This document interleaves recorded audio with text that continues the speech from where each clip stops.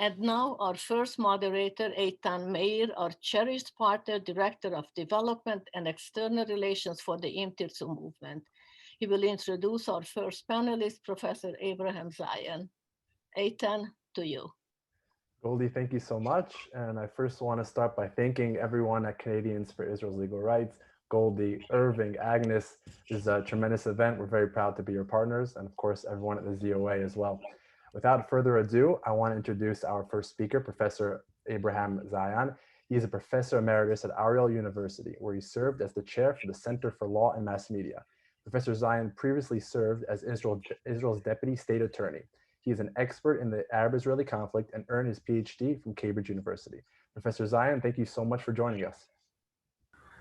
Well, thank you very much, Goldie and the Tirtzu for having me in this program.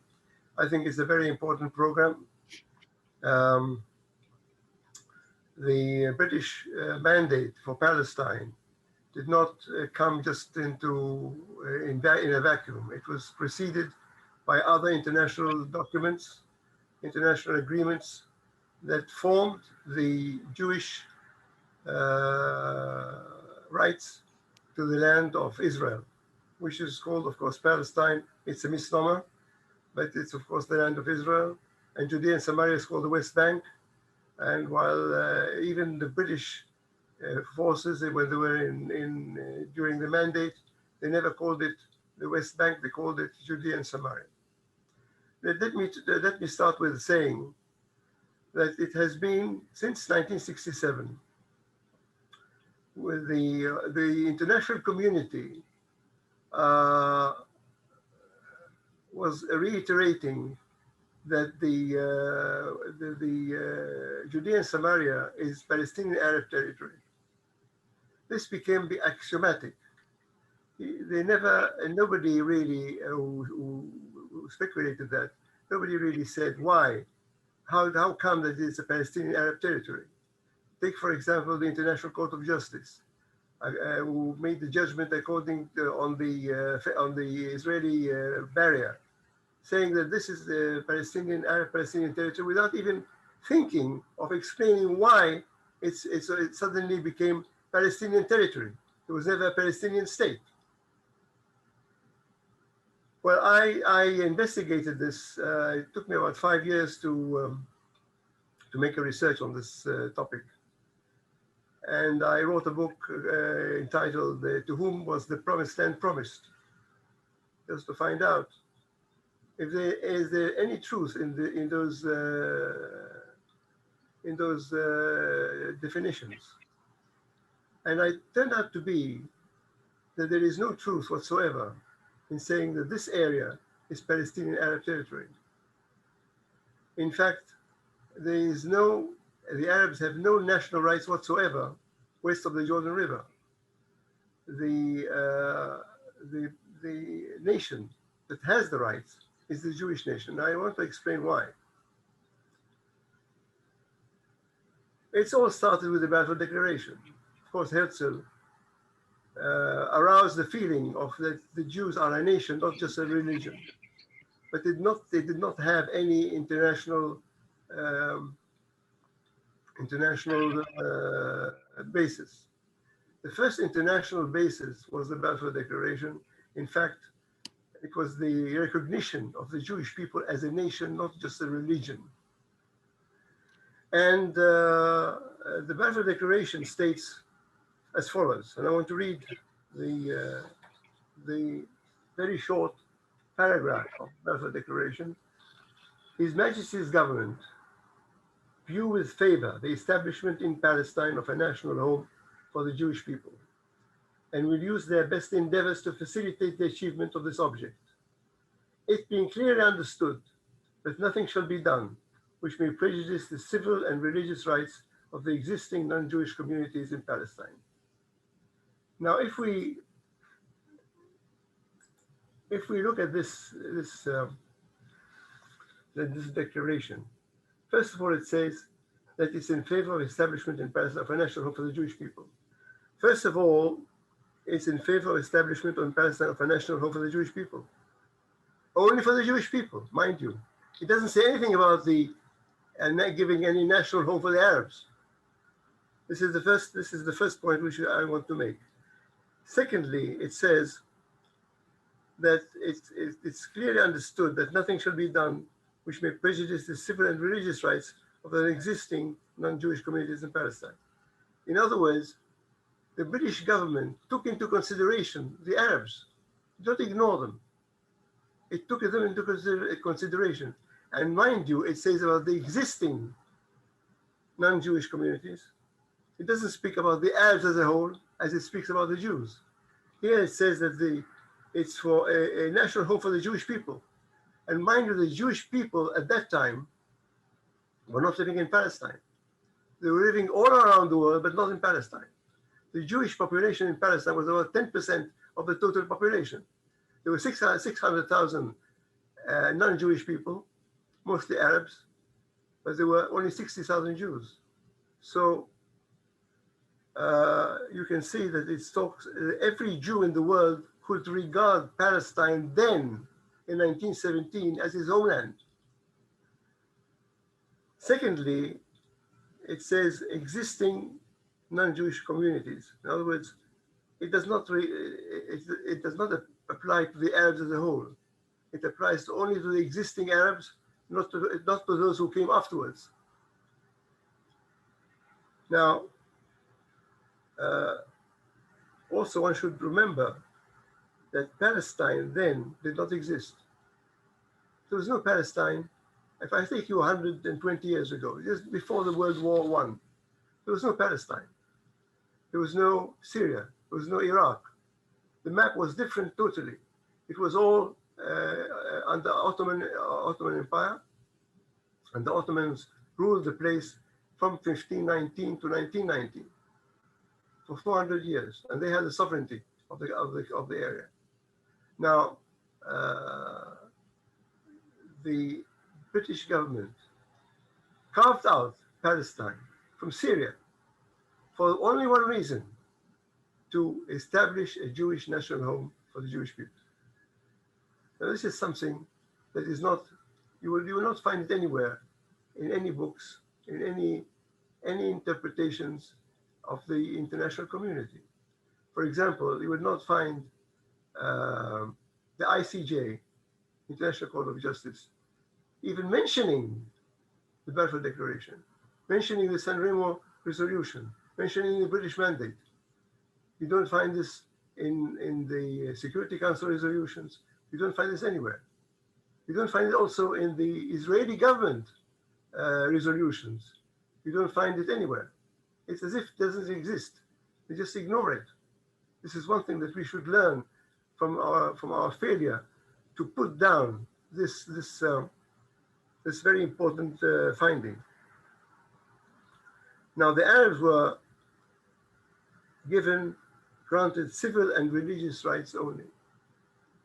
This was not made incidentally. It was made on purpose. They have only religious and civil rights. They have no national rights.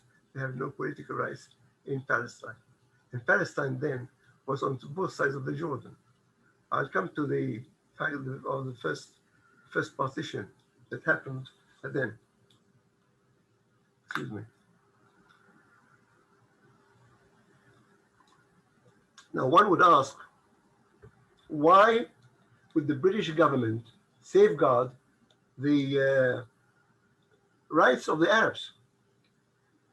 The Arabs then were 90% of the population. They were the extreme majority. Why should anyone want to safeguard their rights? It's only because of one reason.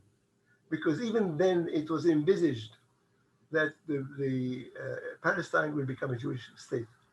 And this will happen when the Jews become a majority. And when they become a majority, then it will be important to safeguard the Arab rights. So you can see that this was the first stone, the first basis of the Jewish state.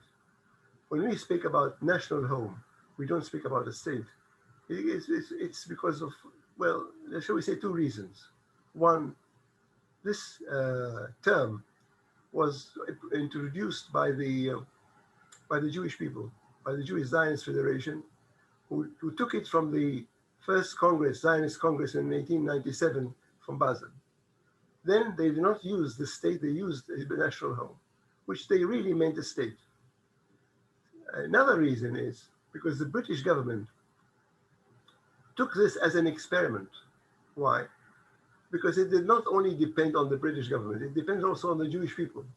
Will the Jews transfer millions of people from Europe, from the comfort of Europe, to a God-forsaken land, barren land, stricken with malaria and diseases? Who is going to guarantee that? If the Jews make that possible, then there will be then a state will be established, but not before then. The Jews will not be able to establish a state if they are 10% minority. This was the first stone. But then, after that, in 1920, in 25th of April 1920, we have the San Remo resolution. Now, this is a very important step towards the Jewish rights in Palestine. The San Remo resolution states as follows: the high contracting parties agree that Syria and Mesopotamia shall be provisionally recognized as independent states. Another section says the high contracting parties agree to entrust the administration of Palestine to a mandatory to be selected by the principal allied powers. The mandatory will be responsible for putting into effect the declaration originally made on November 8th, it should be 2nd, by the British government and adopted by the other allied powers in favor of the establishment in Palestine of a national home for the Jewish people. It being clearly understood, and etc. Now you can see the difference between the two paragraphs. One gives Syria, Mesopotamia, Syria included Lebanon, provisionally recognized as independent states. There was no problem in giving them independence. The problem was in Palestine, because the Jews were not yet majority and they couldn't form a government, and therefore it was put in trust. The administration of Palestine was put in trust, and the mandatory will be responsible for putting into effect the declaration. Now you can see that this is a difference between the Balfour Declaration, which speaks about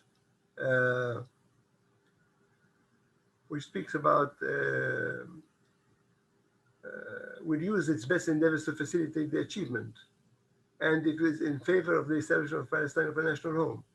You can see the difference. Here it is mandatory. It is a commitment. The mandatory will be responsible for putting into effect the declaration. It's not to be in favor and not to facilitate. It's a milestone towards the establishment of a Jewish state. Now,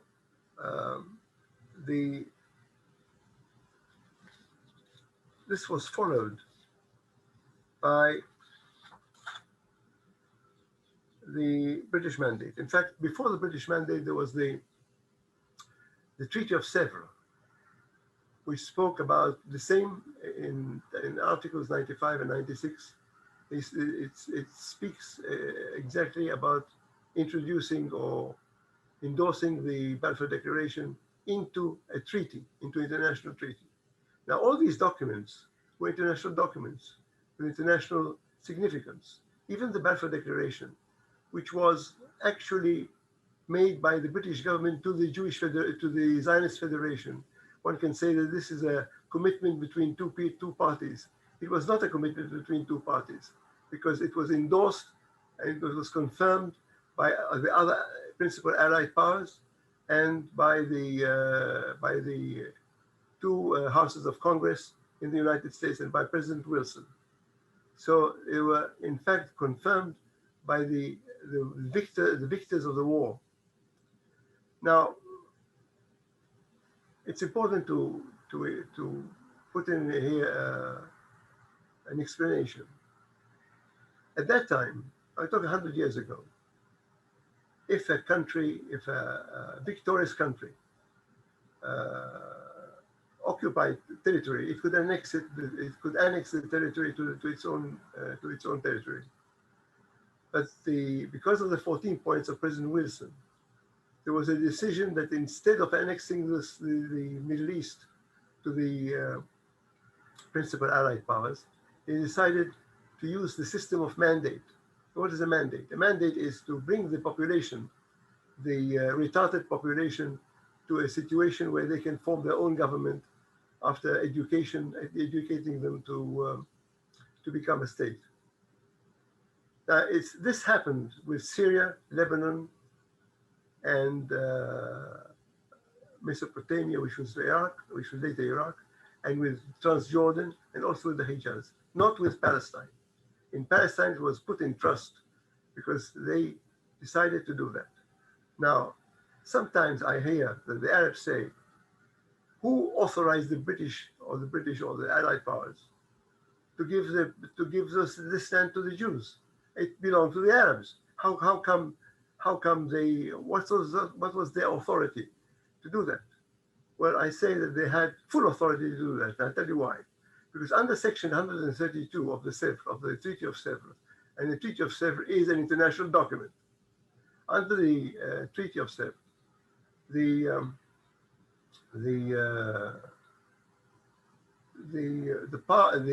Ottoman Empire renounced its sovereignty over the Middle East to the Allied powers, to the principal Allied powers. Now, the sovereignty is really to be the landlord of the place.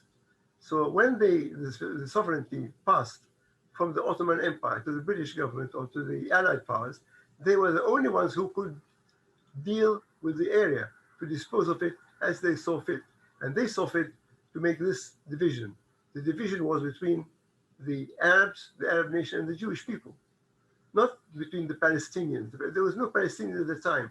Palestinians were not a separate entity.